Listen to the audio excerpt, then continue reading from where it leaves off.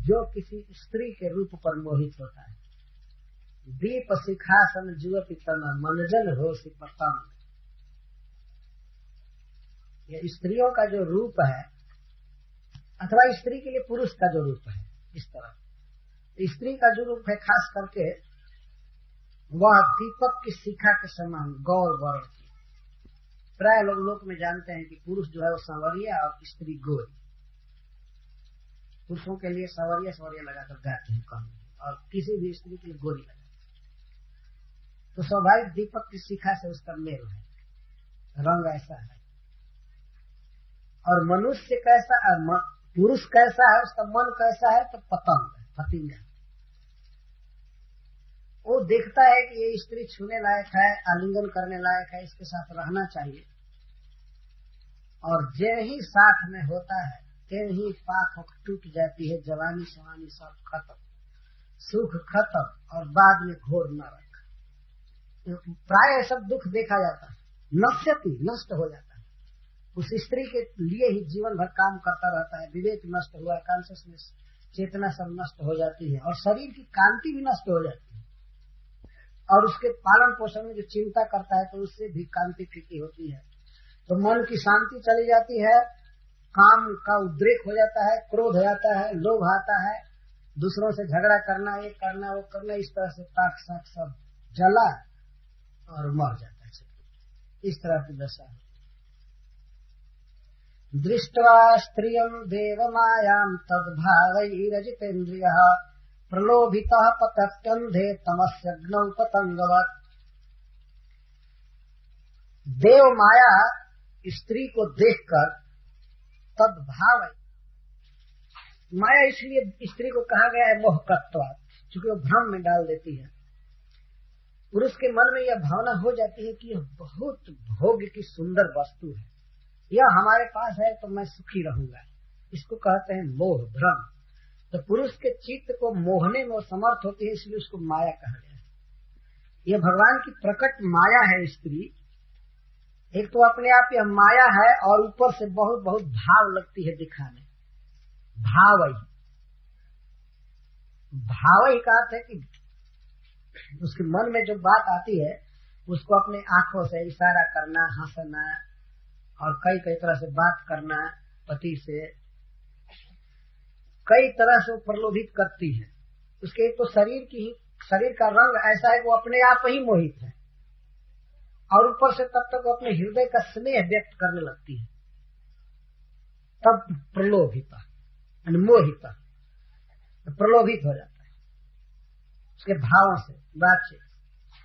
अगर कोई स्त्री यह कह दे अपने पति से कि आप मर जाएंगे तो मैं तो उसी दिन आपके साथ ही जलूंगी, मैं अधिक दिन नहीं जीऊंगी, अब इतना पर तो वह उसके लिए क्या नहीं कर सकता है, और वो काहे को मरने जाए। हो सकता है कि पति जब मर जाए तो उसी दिन वो टीवी देखने लगे। दूसरा शहरों की स्त्रियों की बात में कह रहा है, लेकिन ऐसी स्त्रियां कहती हैं, जैसे सूरदास जी ने अपने पद में लिखा है कि हाँ तेरे संग ही में मराऊंगी जरूंगी, दिया धूत धन खाए। स्त्री कहती है कि आप जब मरेंगे तो मैं भी साथ में जल जाऊंगी, मर जाऊंगी। यह कह करके धोखा दे करके स्त्री सब धन खा गई। दिया धूत धन खाए।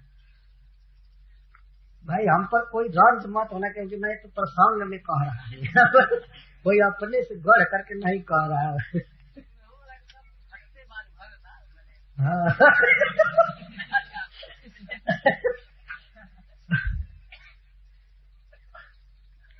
एक तो स्त्री का सौंदर्य, दूसरे उसका स्नेह, तीसरे उसका वचन, और आंखों का इशारा, और चीज, अब तो प्रलोभिता, लुब्ध हो जाता है।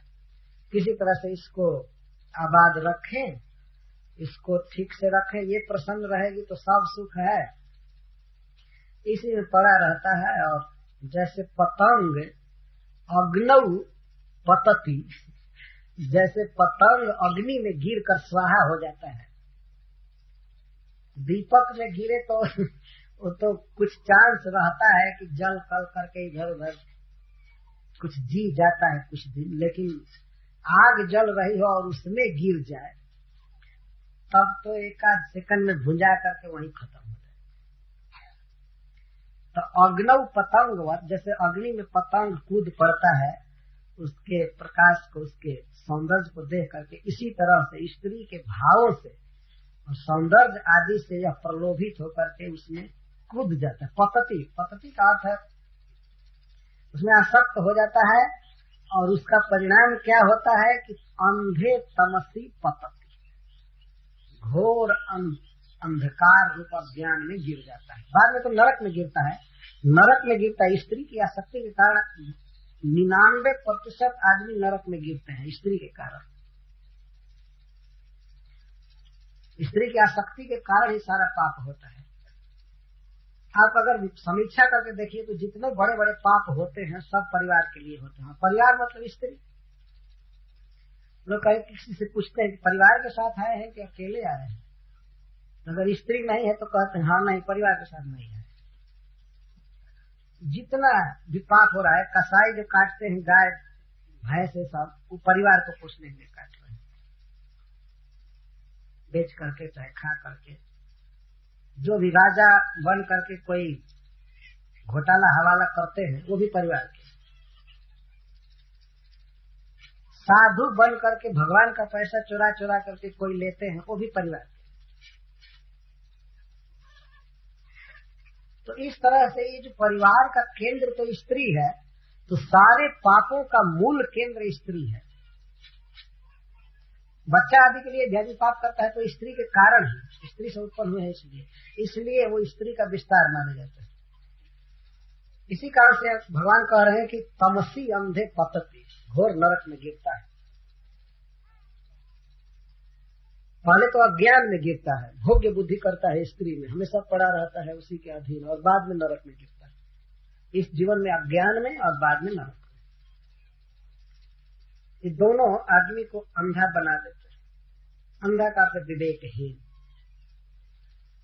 इससे शिक्षा मिलती है कि पतंग की तरह स्त्री के रूप पर लुब्ध नहीं होना चाहिए।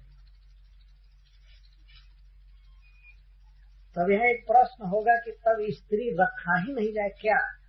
नहीं, रखिए, लेकिन जैसे दीपक से काम ले लेते हैं आदमी, बिना दीपक जलाए काम नहीं चलता है, बिना अग्नि जलाए काम नहीं चलता है। भोजन पकाने के लिए आप जलाते हैं, या घर का अंधकार दूर करने के लिए दीपक जलाते हैं। तो ठीक है, विवाह करके स्त्री लाभ है, लेकिन दीपक से जैसे हम प्रकाश ले लेते हैं उतना ही काम ले, न कि उसमें जल कर मर जाए पतिंगा की तरह। जैसे आग से रोज चूल्हा जलाते हैं तो चूल्हा से भोजन पकाते हैं ना, अग्नि जलाते हैं भोजन पकाने की, यह नहीं कि उसमें अपना हाथ पैर डाल करके और भूंज लिए।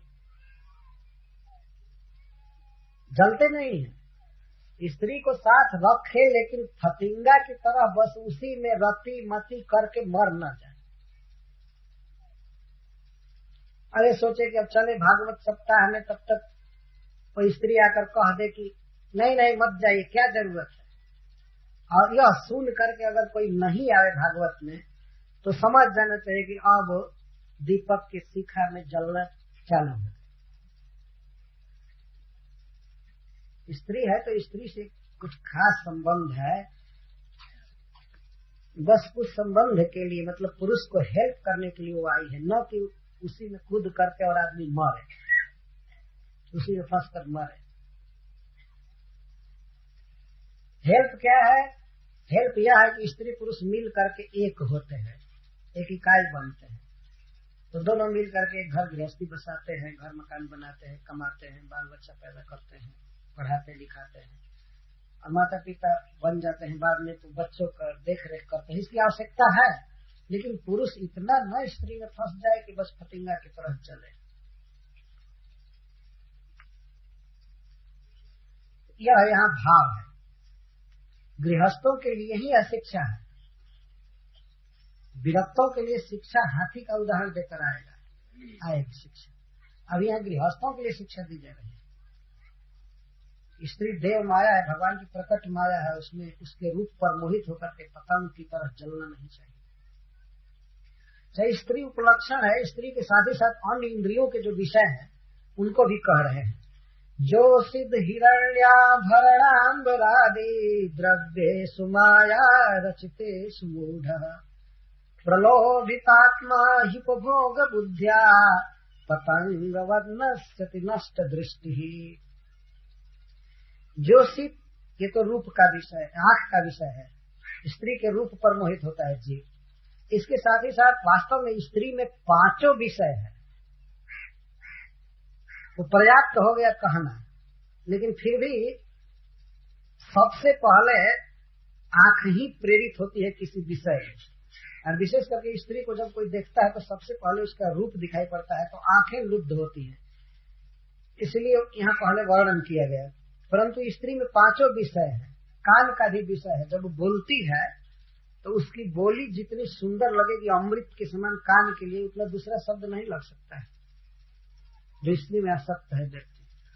तो श्रवणेन्द्रिय का भी विषय स्त्री है, स्पर्श इंद्रिय का तो है ही, और बहुत बढ़िया बढ़िया भोजन बना करके देती है पति को, तो रसनेन्द्रिय का भी विषय प्रस्तुत करती है जिह्वा के लिए, अथवा उसके अधर आदि को आदमी चूमता है तो यह भी जिह्वा का विषय हुआ।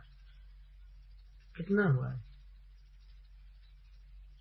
और उसके शरीर पर लगे हुए सेंट आदि को सूंघता है तो नासिका का विषय है। तो 5 विषय सुलभ है स्त्री में, लेकिन फिर भी रूप है सबसे अधिक आकृष्ट करता है, इसीलिए रूप को अलग कह दिया गया एक बार। रूप में आसक्त होकर के पतंग की तरह आदमी नष्ट होता है। और फिर और कह रहे हैं जो स्त्री हिरण्य, सोना, आभरण, गहना और अंबर, कपड़ा और आदि। आदि मतलब खान पान, कुर्सी, बेंच, जो भी सामान है दुनिया में भोग का उपकरण, इन सब, ये सब वस्तुएं क्या है? तो माया रचितेषु, भगवान की माया के द्वारा बनाई गई। ये विनाशी है, नश्वर है। सुनिए सुनिए, सावधानी से सुनिए, आप ही लोगों के लिए कथा हो रही है, सभी लोग फंसे हुए हैं। ए हस्ती मोचन दास, पैर नीचे करके बैठिए, सो रहे हैं।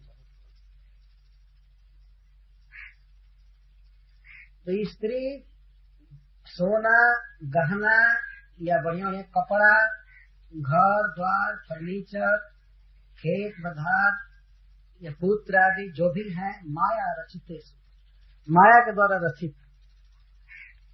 और यह मूढ़ व्यक्ति, देह में आत्म भावना करने वाला यह मूर्ख, प्रलोभित आत्मा, इसका चित्त मोहित हो जाता है उनमें। क्यों?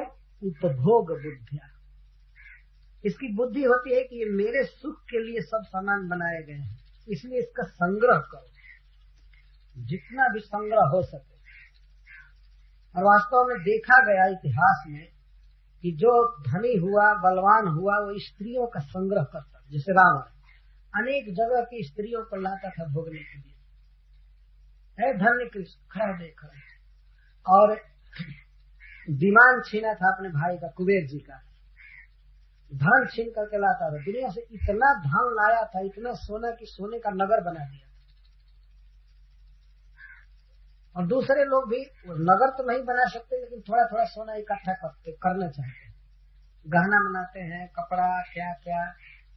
कई बार तो आदमी 2-4 कपड़े से काम चल सकता है, लेकिन फिर भी 20-20 सेट कपड़ा रखता है, 100-100 सेट कपड़ा। और कुछ लोग इस पर बड़ा गर्व करते हैं कि हम तो दिन में कई सेट बदल देते हैं। अरे कितना भी बदलो, इससे होगा क्या? जब नरक में जाओगे, सुअर बनोगे, तब कई सेट बदलोगे देखा जाएगा। तब तो एक सेट भी जिंदगी में नहीं बनेगा ना। सेट क्या बनेगा? वही गुह का सेंट लगेगा, और तब पता चलेगा सेट बदल रहे। इस तरह से आदमी प्रलोभित आत्मा, प्रलुब्ध है। प्रलोभित का अर्थ है और प्राप्त करने की लालसा, और ये हो जाए, वो हो जाए। उपभोग बुद्धि से सोचता है मैं इसको भोगूंगा, सुखी हो जाऊंगा। नष्ट दृष्टि, विवेक तो नष्ट हो जाता है। और अतः पतंगवत नश्यति, पतंग के समान नष्ट हो जाता है। इसलिए पतंग से यहाँ शिक्षा मिली कि रूप पर मोहित नहीं होना चाहिए, आसक्ति नहीं करनी चाहिए, नहीं तो नष्ट हो जाएगा। अब मधुकर से शिक्षा देखिए। पृथ्वी वायुराकाशम आपोग्निश चंद्रमा रवि कपोतो अजगरह सिंधु पतंगो, यहाँ तक आया। अब मधुकृत, मधु बनाने वाला, मधु बनाने वाला, बनाना क्या, मधु इकट्ठा करने वाले से सीखिए।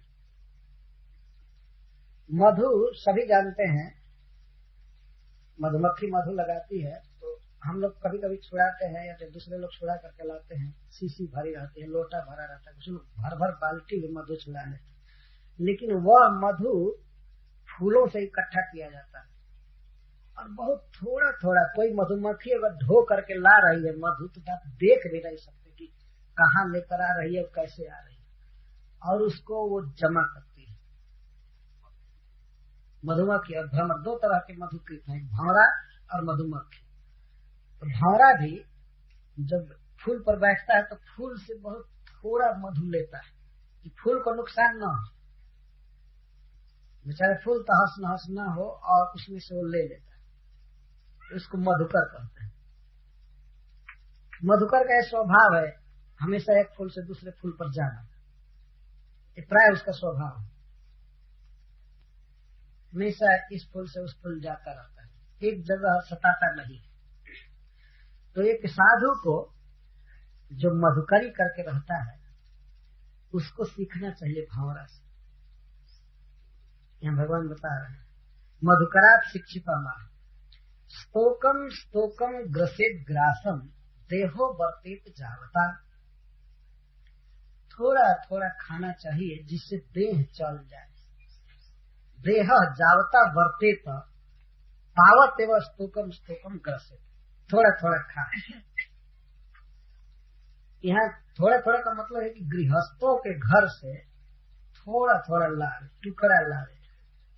गृहान अहिंसन, गृहों की हिंसा न करें। गृह का अर्थ है गृही, जिसे किसी गृहस्थ को पीड़ा न हो, उसको दुख न हो,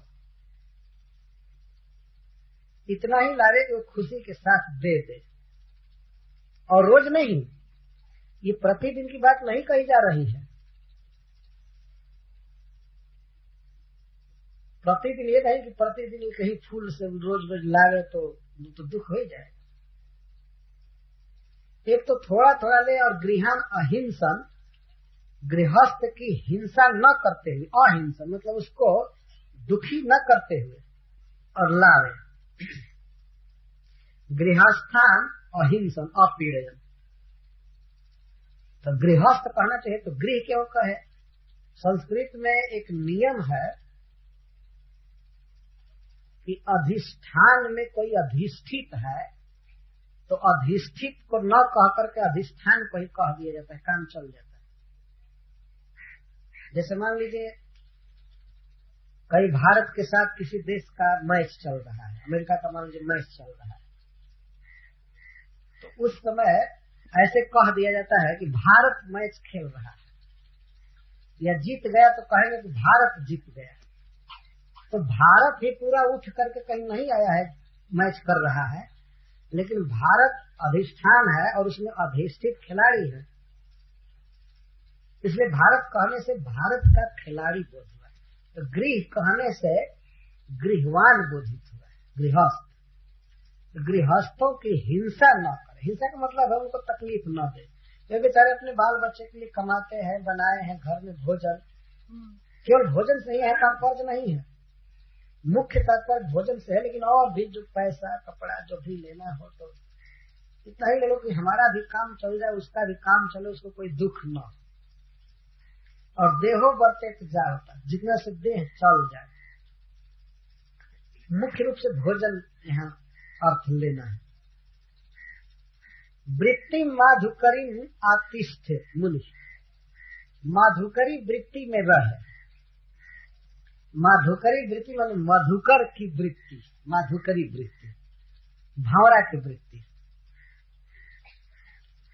एक जगह से नहीं ले, कई घरों से ले, थोड़ा थोड़ा, गृहस्थ को दुख न। स्तोकम तुकम, थोड़ा थोड़ा ले, थोड़ा थोड़ा। ग्रसित ग्रासम, ग्रसित ग्रासम का के कारण कहते हैं कि जहां मिले वहीं खा जाए, परंतु ये अर्थ नहीं है। भंवरा लाता है कई जगह से, लेकिन एक जगह रखता है। थोड़ा थोड़ा लावे, गृहस्थ को सतावे न, यह कहा। थोड़ा थोड़ा लावे, माधुकरी वृत्ति में रहकर, अहिंसन। और यहाँ प्रश्न ये होगा कि अगर मान लीजिए कोई गृहस्थ दुखी नहीं हो रहा है बल्कि प्रसन्न हो रहा है, तब भी वहां से ज्यादा न लावे। आगे का श्लोक है इसको व्यक्त करेगा, सायंतन वाला श्लोक। तो इस तरह से मधुकर बन करके थोड़ा थोड़ा इकट्ठा करके खाएं। खासकर उन साधुओं के लिए बात कही जा रही है, कोई अर्जन नहीं, जो अर्जन नहीं करते, कमाते नहीं, कुछ नहीं करते, माधुकरी वृत्ति में है, तो शरीर चलाने के लिए तो भाई खाना जरूरी है, इसलिए थोड़ा थोड़ा लेकर के खा। ये नहीं कि किसी गांव में गया और 40 रोटी बांध करके लेते हैं, नहीं, मधुकरी लाए, मधुकरी लाए। कोई दो चार आदमी गए तो दौड़े और मधुकरी मांगने, कभी नहीं मांगना चाहिए। वास्तव बच्चा है, खिलाई नहीं तो सीधा कह दीजिए। और खुद जो मधुकरी वृत्ति में है, अजगर है, वो क्या करेगा? दूसरे अजगर के लिए थोड़ी जुटाएगा। यह एक गृहस्थी चालू हो जाती है वास्तव में। अभी जिसका संबंध रह ही गया कि आज हमारा आदमी आया है, वो आदमी आया है, तो वो क्या अजगर बनेगा, क्या मधुकर बनेगा? अच्छा, केवल मधुकरी वृत्ति ही नहीं, मधुकर जैसा सारक ग्राही भी होना चाहिए। सार चीज को ले ले, जहां से भी, जिससे भी भगवान कृष्ण की भक्ति में सहायता मिले, वो भक्ति ले लेनी चाहिए, विशेष करके शास्त्रों से। अणुभ्यश्च महद्भ्यश्च शास्त्रेभ्यः कुशलो नरः सर्वतः सारमादद्यात् पुष्पेभ्यः इव सत्पदः। तो चाहे छोटे छोटे ग्रंथ हो और चाहे बड़े बड़े। यहाँ छोटे बड़े का मतलब कलेवर की दृष्टि से ही नहीं हुआ। छोटे छोटे शास्त्रों का मतलब है इधर के गीत लिखे हुए, कुछ लोक भाषा में भी गीत प्रसिद्ध है, जो सूरदास जी ने लिखा है, ये बाद में कई कवियों ने, भक्तों ने लिखा है। इसको अणुशास्त्र कहते हैं। और बृहद शास्त्र कहते हैं श्रीमद् भागवतम, भगवद गीता, उपनिषद आदि। तो चाहे बड़ा शास्त्र हो चाहे छोटा शास्त्र हो, कुशल नर को चाहिए, दक्ष आदमी को चाहिए कि वो सर्वतः सारम आदद्य, सबका सार ले ले। जहां भी भगवान की भक्ति की बात कही गई हो उसको ले ले। जैसे पुष्पों से षटपद, 6 पैर वाला भ्रमर सार ले लेता है। कई तरह के पुष्प देखे जाते हैं, कई पुष्पों में कांटे भी होते हैं, जैसे गुलाब का फूल कांटा होता है। कई तरह के पुष्प होते हैं जिनका स्वाद एक तरह का नहीं होता है, लेकिन उनका जो मधु है, सार चीज है, वो भंवरा ले लेता है, बाकी छोड़ देता है। ऐसा नहीं कि कोई अब ग्रंथ याद करने लगे तो भक्ति की बात न हो, फिर भी उसको अब पढ़ने में समय बर्बाद कर दे। बस उससे काम भर अपना लिया, भगवान की भक्ति का पोषक वाक्य लिया, छोड़ काम भर चीज ले लेना चाहिए। लेकिन यह कह करके भी तिरस्कार नहीं करना चाहिए कि अरे ये हमारे काम की चीज नहीं है। हो सकता है आपके काम की चीज उसमें हो। और कुछ तो ऐसे हैं ग्रंथ जिसमें मधु के अलावा कुछ है ही नहीं, जैसे भागवत, उसमें कुछ छांटना नहीं है, वो तो निकाला हुआ मधुर है। निगम कल्प तरो गलितम फलम रसम, वो तो रस और मधु है, निकाला हुआ है। ऐसा नहीं कि उसमें से कुछ छोड़े कुछ ग्रहण करे। लेकिन कुछ ग्रंथ ऐसे हैं, जैसे महाभारत है, उपनिषद है, और बहुत से ग्रंथ है, पुराण है, जिनमें भक्ति का वर्णन है लेकिन कम है। तो जहां जहां है वहां से ले ले, बाकी छोड़। और भी दूसरे की पुस्तकें हैं, जैसे मान लीजिए बाइबिल है, या और भी ग्रंथ हैं, यदि पढ़ने की शक्ति हो किसी को और उसमें से अच्छी बात मिले तो उसको ले लेना चाहिए।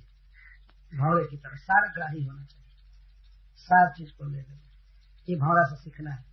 तो 2 शिक्षा हुई भौरे से। अब मधुमक्खी से शिक्षा देखिए। 2 प्रकार के मधुकृत हैं, मधु करने वाले। एक तो शिक्षा थोड़ा थोड़ा लेना चाहिए, और दूसरी शिक्षा है कि संग्रह नहीं करना चाहिए। ऐसा नहीं कि ला करके एक जगह इकट्ठा करें। इकट्ठा करने पर क्या होगा कि जैसे मधुमक्खी है, मधु तो जाता ही है और वो भी मारी जाती है। सहते न विनष्ट, मधु भी नष्ट होता है, मधु छुड़ाने वाले ले जाते हैं और धुआं करके मधुमक्खियों को ही मारता है।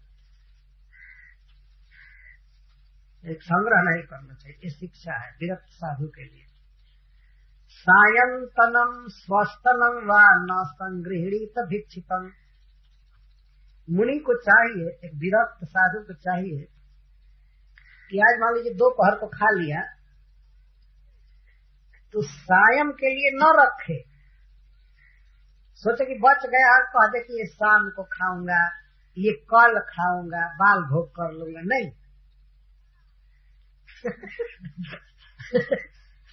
सायंतनम स्वस्तनम, सायंतनम मतलब ये सिद्ध कर रहा है कि दोपहर में खाया है चाहे सवेरे खाया है, तो मुनि सोचता है कि ये शाम के लिए रख दो। इसका अर्थ है कि शाम को नहीं खाना है, अथवा शाम को खाया भी तो अब कल के लिए न रख दे।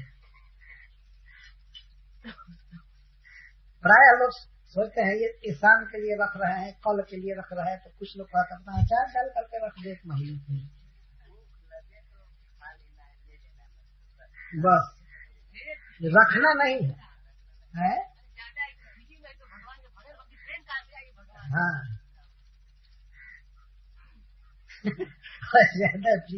देखिए सायंतनम सायंकालीन भोजन न रखे, ये न सोचे कि शाम को रख दो खाऊंगा या कल के लिए रख दो खाऊंगा। जब शाम और कल के लिए नहीं रखना है तो परसों, चौथे और सप्ताह, महीना, वर्ष की कहा बात। फिर बैंक में रुपया जमा कर दो, इसका तो कोई प्रश्न ही नहीं विरक्त साधु के लिए।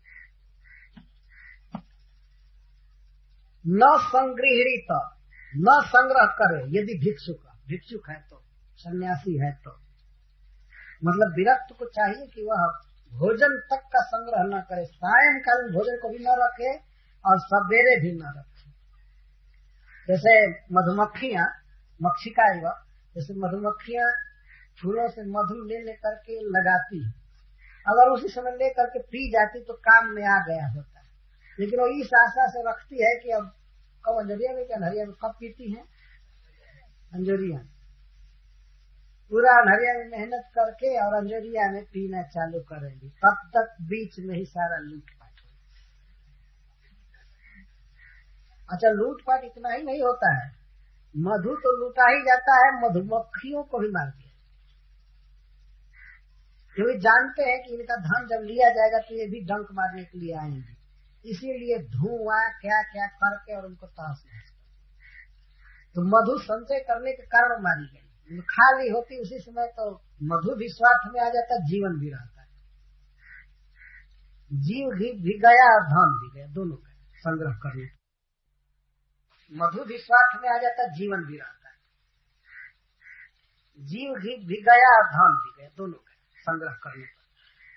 और साधुओं की मरम्मत ब्रजवासी लोग कभी कभी करते रहते हैं, संग्रही साधु, खास करके वास्तव में ब्रज में रहने वाले मधुकरी करने वाले भक्तों को तो बिल्कुल सीख लेना चाहिए।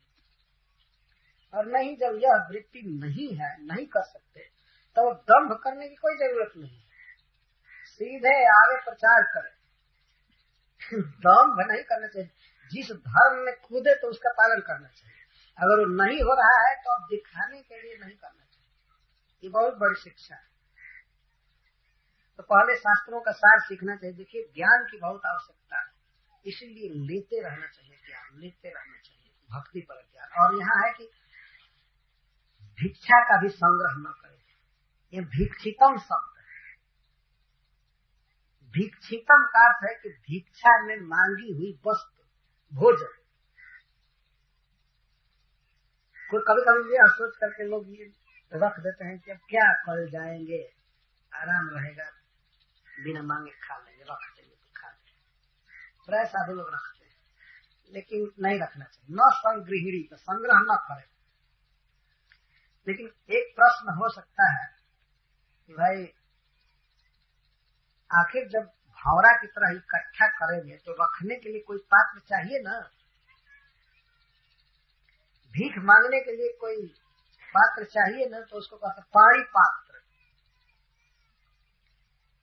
वो भी झोली में न मांगे, कमंडल में न मांगे, हाथ में मांगे। इसका अर्थ है कि स्वादिष्ट पदार्थ दूध और दाल आदि का तो कोई सवाल ही नहीं, रोटी खा। अरे दूध भी दिया तो ऐसे छाप लगा करके पी ले, खत्म नहीं। पानी में तो सब तो ओड़ी ओड़ी सब पानी नहीं आके जाएगा।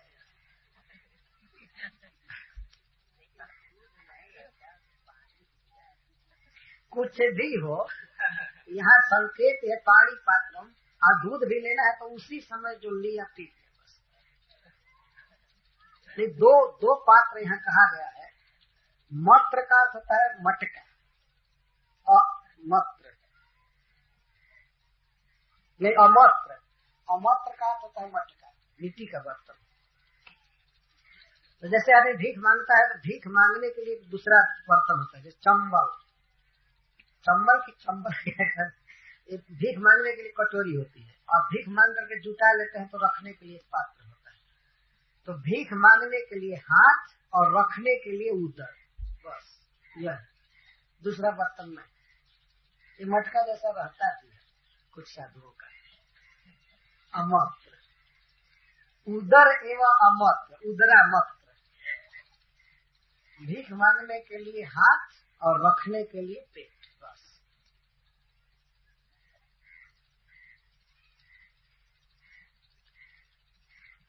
और मान लीजिए अगर संग्रह कर लिया तब तो संग्रह ही, अगर संग्रह ही हो गया तो मक्षिका इव न भवती, फिर वो नहीं रहेगा। या तो जान से मारा जाएगा और नहीं तो वह भिक्षुक नहीं रहेगा, ये अर्थ है। अब वो धीरे धीरे संग्रह करके और गृहस्थ के लाइन पर चल देगा। संग्रह करने वाला कभी भी रियल सन्यास नहीं रह सकता है।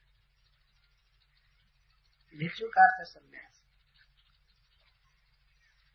और लोग जो लोग लुंगी पहन रहे हैं वो लोग भी तो अपने को सन्यासी समझते ही है, इसलिए सबको ये नियम पालन करना चाहिए। नहीं कि कोई फॉर्मल सन्यास लिया है तभी, किसी भी विरक्त के लिए, चाहे सादा कपड़ा पहना हो चाहे कुछ भी, विरक्त के लिए नियम बताया जा रहा है। अब कोई करे न करे तो आप भगवान क्या करेंगे, लेकिन भगवान जो असली बात है वो बता रहे हैं।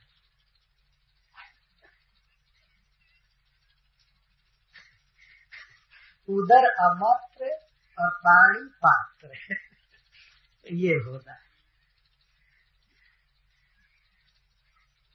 ऐसा बने।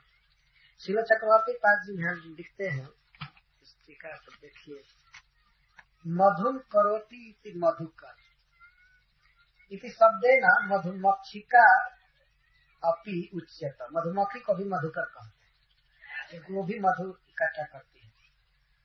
तो सायं इदम भोक्षे स्व इदम भोक्षे इतना रख दिया, इसको शाम को खाऊंगा, इसको कल खाऊंगा, यह सोच करके। इति भिक्षितम अन्नादि न संग्रहीत, न संग्रह करे। तो सायंतनम स्वस्तनम व निमंत्रणम व न संग्रहणीयात। यहाँ तक कि निमंत्रण भी कल के लिए मिला है उसको भी न संग्रह करे। कुछ लोग आज ही निमंत्रण आ गया है और कार्ड रख लेते हैं, कल खाऊंगा जाऊंगा। तो कई तरह का संकल्प रात भर रहेगा कि वहां जाना, ये जाना, वो जाना, तो रोज की भिक्षा का भी नियम बिगड़ेगा। चक्रवर्ती पाजी कर चूंकि ये लोग तो सब किए हैं ब्रज में रह करके। सायंतनम स्वस्तनम व निमंत्रणम व न संग्रहणीय, निमंत्रण भी न स्वीकार करे। केन पात्रेण गृह गृह भिक्षा कुर्या, किस पात्र में घर घर में भिक्षा करेंगे, तो इसको कह रहे हैं पानी पात्र। पानी पात्र में भिक्षा मांगेंगे। सर्वतो भिक्षित ग्रासन आनी या पुत्र स्थापित, और सब घर से भिक्षा लेकर के कहा किस बर्तन में रखे, किस मटका में, तो उदरा मत जो लाए वो पेट में रखे, मतलब पेट में रखने भर ही मांगे, इससे अधिक न मांगे। उदरम एवं अमत्रम भिक्षा निधान भांडम जस्य सब। ये इतनी ऊंचा स्टैंडर्ड, इतना ऊंचा स्टैंडर्ड है। वास्तव में जब विरक्त साधु हुए और बाबा जी हुए तो ऐसा ही होना चाहिए। क्या? अरे मान मुझे समझ में नहीं आया।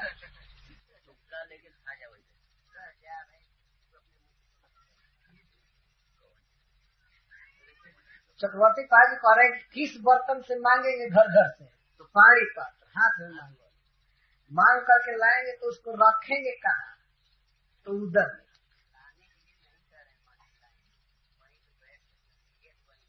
नहीं, ये अर्थ नहीं। सन्यासी के लिए है कि कई घरों से मांग करके एक जगह सरोवर पर, नदी पर, जहाँ पानी हो वहाँ खाए। ऐसा नहीं कि जहाँ तहाँ खड़े खड़े इधर उधर खाता चले।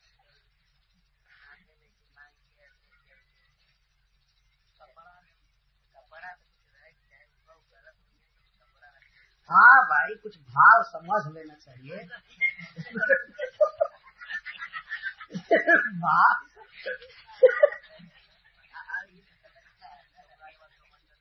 लेकिन अब लाए तो फिर उधर के अलावा और जगह नहीं रखना है। अगर कदाचित बच गया तो कोई कुत्ता को डाल दिया। पहले तो ये कोशिश करे कि वो बर्तन से ज्यादा आवे ही ना। रोज अंदाज मिल जाएगा ना, खाने वाले को खुद अंदाज नहीं मिलेगा कि कितना से भर जाएगा पेट।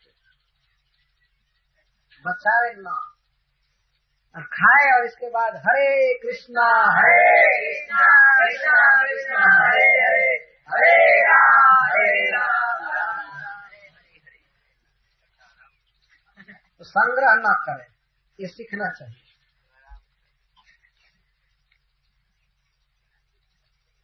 तो सायंतनम स्वस्थनम न संग्रह किम पुनम पौर्व मासिकम पौर्व वार्षिकम। चक्रवर्ती जी कहते हैं फिर ये महीने भर के लिए और वर्ष के लिए तो कहना ही चाहिए। एक दिन के लिए भी संग्रह मना किया गया है, तो फिर एक महीने के लिए और एक वर्ष के लिए तो भाव। अत्र सायं सो व भविष्यति जब वस्तु दृश्यम अन्नादि अतः सायंतनम शस्तनम। यहाँ पर केवल भोजन के लिए ही बात नहीं कही गई है। चक्रवर्ती जी कहते हैं कोई ऐसी चीज मान लीजिए कपड़ा आपको मिल गया तो बस जो एक से पहन रहे, चाहे बदलना है तो बदलने के लिए बहिवा शादी है। अब ये मत सोचिए कि अब 2 महीने के बाद एक चादर रख दिया है उसको ओढ़ूंगा। कोई चीज यूज नहीं कर रहा है, रख दिया है कि 1 महीने के बाद या अगले साल, तब तो मधु भी जाएगा और मधुकर भी जाएंगे। नहीं, दे दिया जाए।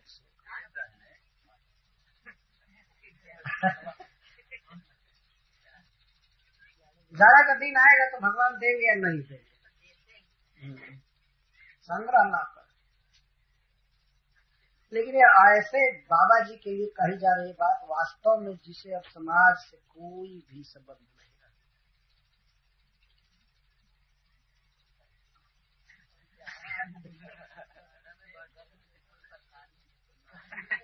हाँ, परेशानी न हो लेकिन संग्रह न कर।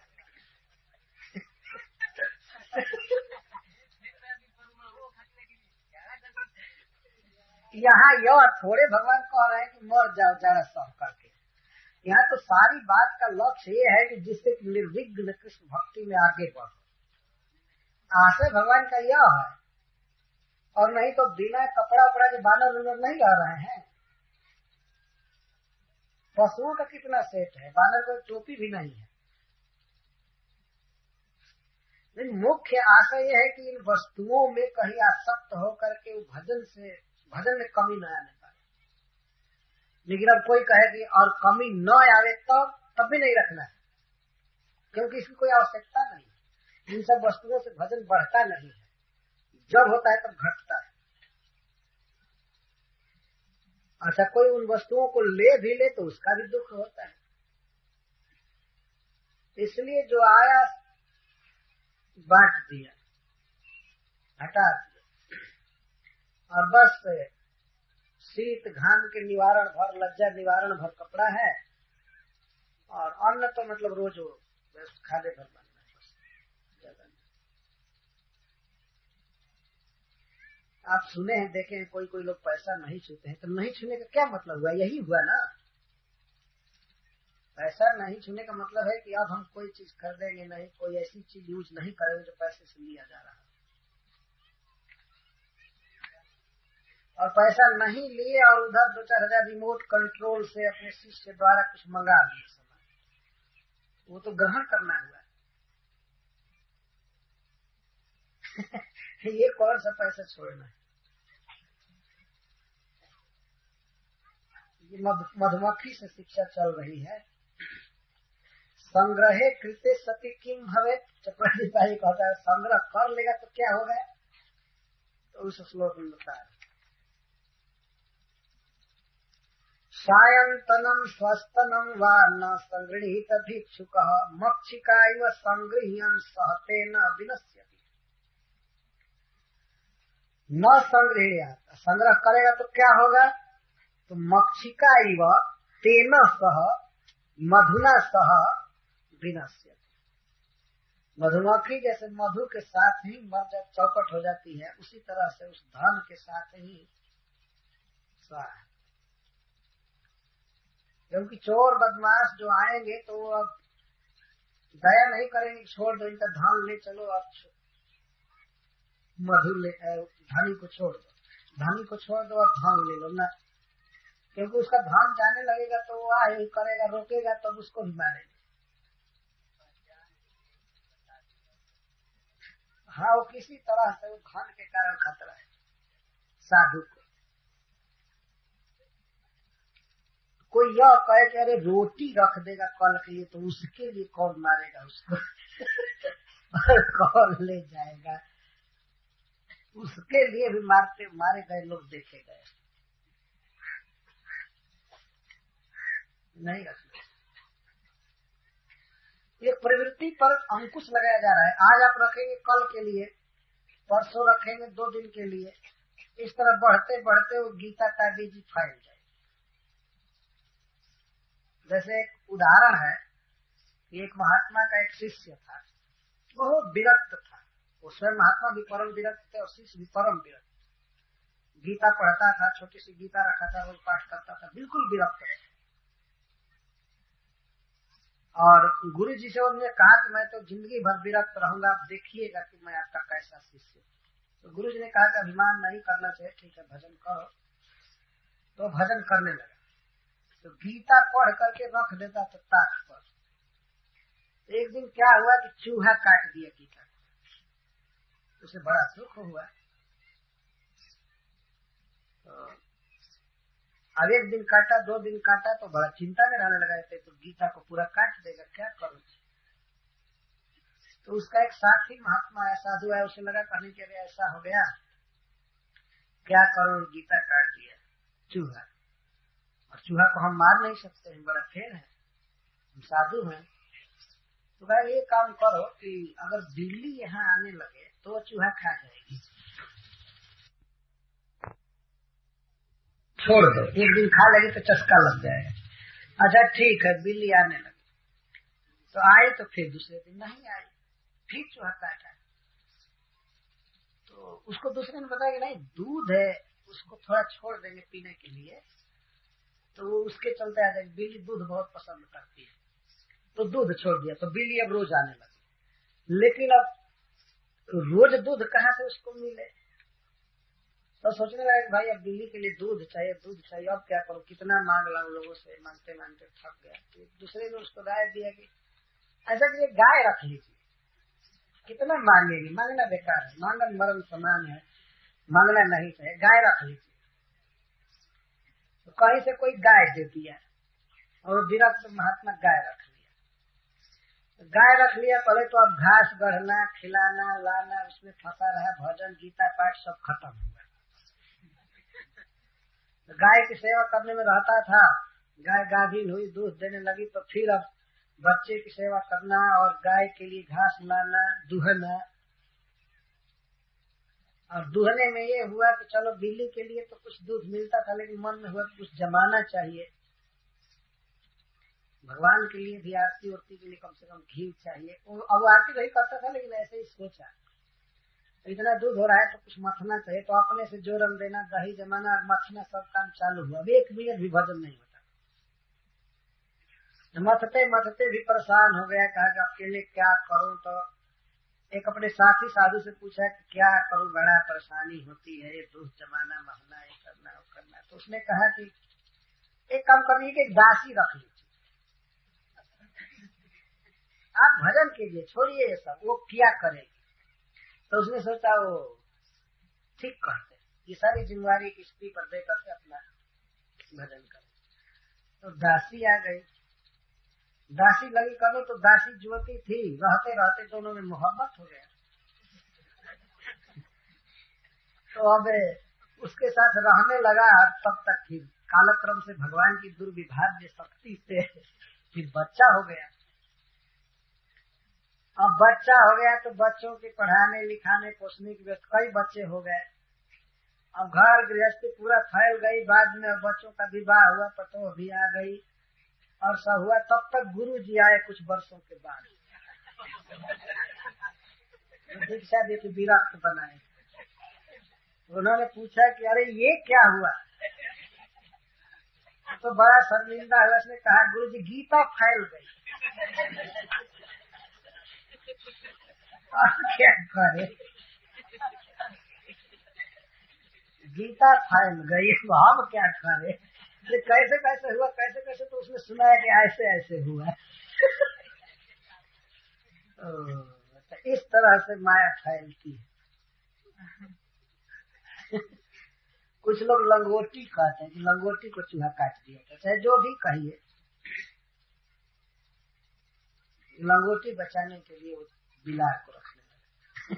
चाहे लंगोटी बचाने के लिए, चाहे गीता बचाने के लिए, जो भी समझे। तो इस तरह से बात फैल जाती है। वास्तव में शाम के लिए संग्रह की मुख्य बात नहीं है, लेकिन शाम का संग्रह करेंगे तो सवेरे कभी फिर दूसरे दिन सोचेंगे, तीसरे दिन भी रखने लगेंगे। फिर अगर कोई खास्ता बहुत दिन रहने वाला सामान मिल गया तो उसे भी रख देंगे, कोई भेंट में दिया, कई दिन चलेगा। नहीं तो लड्डू और चूरमा भी रख देंगे, खाते रहेगा। तो इस तरह जहाँ थोड़ी भी संग्रह की बात हुई कि वो फिर गीता फैलते देर नहीं लगे। और हो सकता है कि गेरुआ कपड़ा भी छूट जाए, धोती पहनने लगे, स्त्री के साथ हो जाए, कोई पूछे तो कहेंगे हमारे लिए बड़ा कठिन है संन्यास, वास्तव में यही रास्ता हमारे लिए ठीक, हम दम्भ नहीं करते, कपट नहीं करते, सच्चा हम आदमी है भाई, जब मन में वासना है तो विवाह कर लेना चाहिए, यही सोच करके मैं कर लिया।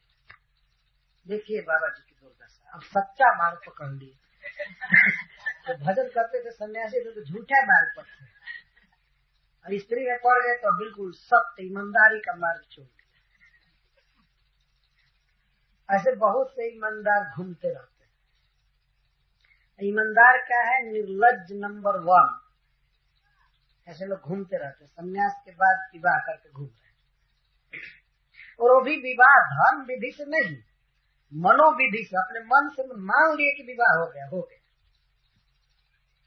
इस साधुओं की दुर्दशा है इसमें। तो संग्रह की लकीर न आने दे, जैसे नाव में पानी थोड़ा थोड़ा आ रहा है, ये नहीं सोचना चाहिए बुद्धिमान आदमी को छोड़ो जाने दो, 1 किलो पानी इकट्ठा हुआ है और आ रहा है, तो बढ़ते बढ़ते इतना पानी हो सकता है कि नाव को डुबा सकता है। या आग कहीं लगी है तो सोचे थोड़ी सी आग है, आग बढ़ते देर नहीं लगती। जीव में स्वाभाविक वस्तुओं को इकट्ठा करना और भोगना इसकी प्रवृत्ति है, इसलिए इसकी जड़ पर ही आघात कर देना चाहिए। नहीं, इसको नहीं रखना चाहिए। सन्यासी जीवन इसको कहते हैं, संग्रह नहीं करना। और नहीं अगर करेगा तो वस्तु के साथ वस्तु का स्वामी भी विनाश नष्ट हो जाएगा। केवल जान से मारा जाना ही विनाश नहीं है, कृष्ण भावना से गिर जाना यह सबसे भारी विनाश है। उस वस्तु के कारण आदमी विनष्ट हो जाता है, उसके देख रेख में ही चित्त लगती है और बाद में तो सचमुच शरीर के साथ नष्ट हो जाता है। इसलिए संग्रह नहीं करना चाहिए। तो 2 में 3 शिक्षा मिली। मधुकर की तरह गृहस्थों को बिना दुख दिए थोड़ा थोड़ा खाना चाहिए। और दूसरी शिक्षा मिली कि अनेक शास्त्रों से, अनेक महात्माओं से जो भी बात मिले सार चीज वो ले लेना चाहिए। यह नहीं सोचना चाहिए कि हमारे संप्रदाय का नहीं है, ये नहीं है, वो नहीं है, ये नहीं है। भक्ति में सहायता देने वाली अगर अच्छी बात है तो ले लेना चाहिए। और शास्त्र भी बहुत है, लेकिन बहुत शास्त्रों में जहां भी भक्ति का अंश है, भक्ति का वर्णन है, उसको ले। दूसरी शिक्षा। तीसरी शिक्षा है कि संग्रह नहीं करना चाहिए। संग्रह करने के कारण मक्खी का मधुमक्खी मारी जाती है, धन के साथ मारी जाती है। तो ऐसे गृहस्थों के लिए तो भाई संग्रह जरूरी है, बिना संग्रह के काम नहीं चलता है। लेकिन साधु का संग्रह से ही काम बिगड़ जाता है। दोनों का रास्ता अलग अलग है। जितने साधु मारे जाते हैं, वध जो होता है, उसमें 2 ही कारण मुख्य होता है। या तो उसके पास धन संग्रह इतना है कि उसको मार करके उसका चेला या कोई लेना चाहता है, और नहीं तो वह किसी स्त्री में फंस जाता है तब मारा जाता है। विरक्तों में अगर वध देखा गया है तो इन 2 कारणों से। तो भगवान कह रहे हैं इस तरह से नष्ट हो जाता है। मधुआ से ये बात सीखते हैं। अब हाथी से मधु करो गजह। गज से क्या शिक्षा मिलती है, जिसको मैं संक्षेप में कह चुका था। यह चाहिए कि भिक्षु सन्यासी जो हो चुका, उसको पैर से भी और काठ की स्त्री को भी नहीं छूना चाहिए। पदापि जुवतिं भिक्षु न स्पृशेत् दारिणीमपि स्पृशन करीव बध्येत करेण्या अंग संगता। हाथी से क्या शिक्षा मिलती है? तो हाथी स्पर्श आसक्ति के कारण मारा जाता है। टच इंद्रिय, स्पर्श। स्त्री संग क्या है? इंद्रिय के द्वारा इंद्रिय का स्पर्श है। स्पर्श के लिए मारा जाता है। इससे कोई बहुत सुख नहीं है, न मात्र का क्षण भर का सुख है, और उसी के लिए मारा जाता है। तो यहाँ शिक्षा है पादेन यपि पदायपि। 2 पैर नहीं कहा जा रहा है, 1 पैर कहा जा रहा है। 1 पैर से भी स्त्री का स्पर्श नहीं करना चाहिए, और वो भी दारिणीमपि, काठ की बनी हुई स्त्री हो, उसको पैर से भी नहीं छूना चाहिए। फिर हाथ से छूने का तो कोई प्रश्न ही नहीं। हाथ से छूने पर या देह से छूने पर कितना विकार हो जाएगा, पैर से केवल छुआ जाए तब भी विकार हो जाएगा। काठ की स्त्री, मान लीजिए कोई काठ की कठपुतली बनाया है स्त्री, और वह कठपुतली किसी सन्यासी को प्रणाम करने के लिए झुके, तो उससे भी नहीं छुआना चाहिए, नहीं तो विकार उत्पन्न हो जाएगा। और फिर जीवित युवती आकर के चरण छुए तो क्यों नहीं विकार हो जाएगा मन में। साधु लोग प्राय प्रणाम कराते हैं स्त्रियों से, किसी से भी। अगर पैर छूने आती है तो मना नहीं करते, हाँ ठीक है छू, और पैर छूते छूते फिर हाथ भी छूते हैं। इसके बाद सर्वांग संस्पर्श हो जाता है। इस तरह पतन हो जाता है सन्यासी। तो यहाँ कारण पैर से भी नहीं छूना चाहिए, और वो भी काठ की या प्लास्टिक की बनी हुई औरत है उससे भी। जैसे दुकानों में साड़ी का विज्ञापन देने के लिए तो काठ की या प्लास्टिक की स्त्री बना करके खड़ा करते हैं, देखे है ना, बनारस में खास करके। अरे भगवान वहां तक में खड़ा किए, इतने गरीब जगह पर। सब जगह दुकान में स्त्रियां खड़ी हैं, वो खड़ा करा करके दिखाते हैं कि इस साइज में पहनने पर ऐसा लगोगी, स्त्रियों को आकृष्ट करते हैं, इस साइज का कपड़ा है, ये कपड़ा है। तो ऐसी भी स्त्री कहीं खड़ी हो काठ और प्लास्टिक की, तो उससे पैर से भी नहीं टच करना चाहिए। कितनी बड़ी बात पाई जाए, दारवी मती दारू की बनी हो, दारू वाले काठ। ये प्रश्न होगा कि काठ की स्त्री है, उसे पैर से भी छू देने से क्या होगा, क्या विकार हो जाएगा? दारवी प्रकृति हरे मुने रपी मन, भगवान चैतन्य महाप्रभु का। स्त्री में इतना आकर्षण होता है कि काठ की बनी हुई स्त्री भी दुकान खरीदने वालों का दिमाग खींच लेती है। और आप जानते हैं आजकल के दुकानदार और सौदा बेचने वाले क्या किए हैं, जहां भी जाइए पाकिट पर या उनके दुकान में स्त्रियों का चित्र टंगा है, क्योंकि उसको देखने के लिए लोग आएंगे और खरीदेंगे, नहीं तो ऐसे नहीं आएंगे। ज्यादातर आप देखेंगे स्त्रियों का चित्र। हाँ, एक सैलून देखेंगे किसी का, तो सैलून में भी वो नाव टांग दिया है स्त्री का चित्र, जिससे कम से कम ये लोग जब तक हजामत बन रही है तब तक इनका मन भी बनता रहे, तो देखते रहते हैं। डेहरी अंशों में मैं देखा एक व्यक्ति अपने घर में केवल देवताओं का भगवान का चित्र रखा था सैलून में। तो मैं पूछ दिया, मैं गया था छाव कराने, तो मैं पूछ दिया कि मैं सब जगह तो देखता हूँ वेश्याओं का, अभिनेत्रियों का चित्र लोग टांगते हैं, आप ऐसा क्यों किए हैं, आप भगवान का चित्र क्यों टांगे? तो बताया कि एक बार कौन महाराज आए थे, त्रिदंडी स्वामी। एक बार त्रिदंडी स्वामी महाराज आए थे हमारे यहाँ छाव कराने के लिए। तो मैं बुलाया गया था, उनको बुलाया गया था, वो नहीं आए थे सर।